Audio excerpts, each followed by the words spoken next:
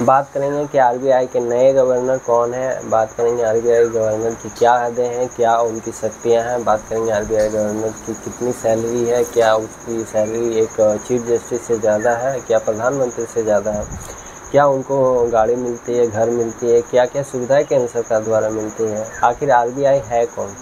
आइए इन सभी बातों पर विचार करते हैं ध्यान से। और मैं आपको सबसे पहले आरबीआई के गवर्नर के बारे में बताने से पहले मैं आरबीआई के बारे में बताना चाहूँगा, क्योंकि आरबीआई का जो हेड है, मतलब सपोज दैट किसी संस्था का मतलब किसी स्कूल का हेड कौन हो सकता है, प्रिंसिपल हो सकता है उसको मैनेज करने वाला, ठीक है। उसी तरह आरबीआई का मतलब हेड जो आप मान सकते हो वो एक गवर्नर होता है, वो मेंटेन करता है आरबीआई को। आरबीआई का फुल फॉर्म होता है रिजर्व बैंक ऑफ इंडिया। ये एक ऐसा संस्थान है जो कि सारे बैंकों को मेंटेन करता है, देखता, मॉनिटरिंग करता है, मतलब चाहे वो सरकारी हो गैर सरकारी हो। उसका काम ये होता है कि जो बैंक है कोई गड़बड़ी तो नहीं कर रही है, मतलब बैंक को जितना कहा गया उतना काम कर रही है या नहीं कर रही है, ग्राहकों से ज़्यादा पैसा तो नहीं ले रही है, ज़्यादा ब्याज तो नहीं ले रही है, सारी ग्राहकों का पैसा तो नहीं खा रहे। ये सारी चीज़ें देखने का काम होता है आरबीआई के। आरबीआई महंगाई को कम कर सकती है, बढ़ा सकती है, जी हाँ गाइस। तो आप तो सोचेंगे ये कैसे कर सकती है। तो आरबीआई सपोज दैट मार्केट में पैसा, आपका पैसा है, ठीक है, आपने बैंक में रखा हुआ है, ठीक है, आपके पास जब तक आपका पैसा आएगा नहीं तब तक आपको लेन देन कैसे करोगे, और लेन देन नहीं कर पाओगे तो फिर महंगाई बढ़ेगी घटेगी कैसे।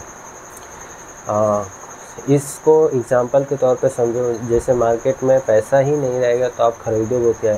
जब किसी चीज़ की डिमांड ज़्यादा हो जाती है तब वहाँ पे हम क्या करते हैं, मतलब उस क्षेत्र में जो पैसा है, मतलब उस क्षेत्र के लोगों का जो अकाउंट हम फ्रीज करके, मतलब हाँ बोल सकते हैं कि यूपीआई अभी डाउन है। आपने कभी देखा होगा अगर ऑनलाइन डिजिटल प्लेटफॉर्म आपने इस्तेमाल किया हुआ तो मैं जानता हूँ कि मैं इसमें थोड़ा सा अभी आपको नहीं समझा पा रहा हूँ, लेकिन हाँ इन्फ्लेशन रेट भी है ना, यही मैनेज करती है, रेपो रेट भी यही मैनेज करती है, सारे तरह का।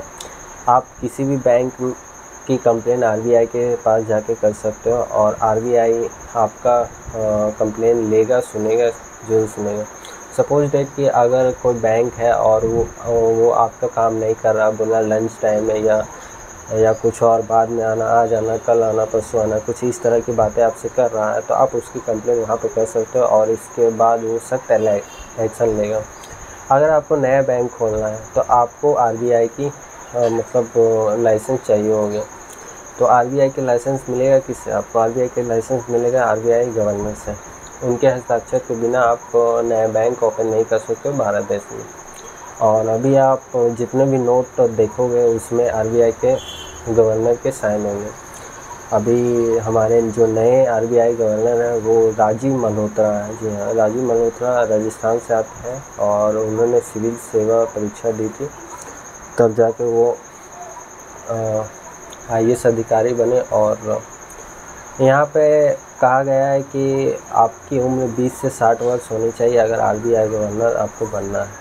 आप भले ही कॉमर्स बैकग्राउंड से नहीं आते हो तभी आप आरबीआई गवर्नर बन सकते हैं। ऐसे इसलिए हम करें क्योंकि मैंने एक लिस्ट देखा जिसमें सभी जितने भी शुरू से अंत तक अभी तक तो फ़िलहाल 24, 25, 26 बन चुके हैं आरबीआई गवर्नर।